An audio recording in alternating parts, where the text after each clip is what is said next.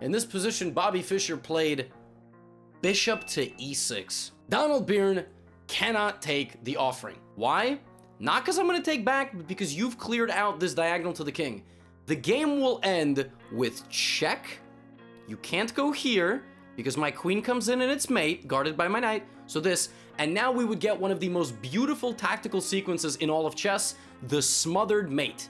When you get knight jumping into e2, the king moves, and the absolutely beautiful double check. The knight avoids being captured because the queen also attacks the king. Again, if the king goes here, we have the same mate, even though the knight would guard from the other side. King goes here, queen f1! Rook takes and checkmate! The king smothered by his own allies! Now, you say, that didn't happen though, right? I would have loved if that happened. That's not what happened. But that is why you can't take that bishop. Because bishop takes would have led to this unbelievable thing. So Donald said, well, damn, let me just take this queen and see what happens. So now Bobby takes the bishop with a check. And here he engages in something known as a windmill, which is when you check, and anywhere you move the knight, it's going to be checked by the bishop.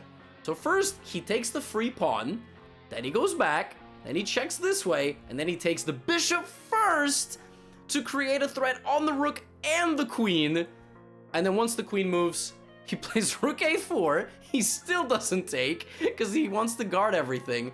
And finally, he takes this rook. And we get h3. Let's see how he converts. Rook takes pawn, king moves to h2, knight takes pawn. He's picking up pawns like it's, you know, candy that is falling out of a piñata. Now we get a simplification. The rooks get traded. He puts the bishop on d5. This is a glorious bishop standing on what's known as an outpost square. Knight to f3. Here he could continue simplifying, but he moves the knight back because he thinks his bishop is stronger. Advances the pawn so as to avoid capture. White tries to create a little bit of flank pawn counterplay. Bobby shuts that down, moves the king out of the way of what was a pin, not letting him move.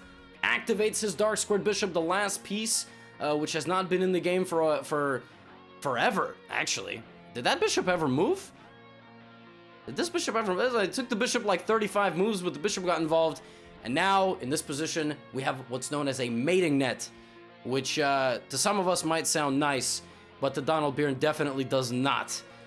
Rook is cutting off the king, the bishops are flying around, and the knight is close, and now we get check, king moves over, check, king moves over, check with the knight, king moves over, knight, check, and now here there are two checkmates, bishop a3, and rook c2, and Bobby Fischer chose rook c2, and the game ends with mate.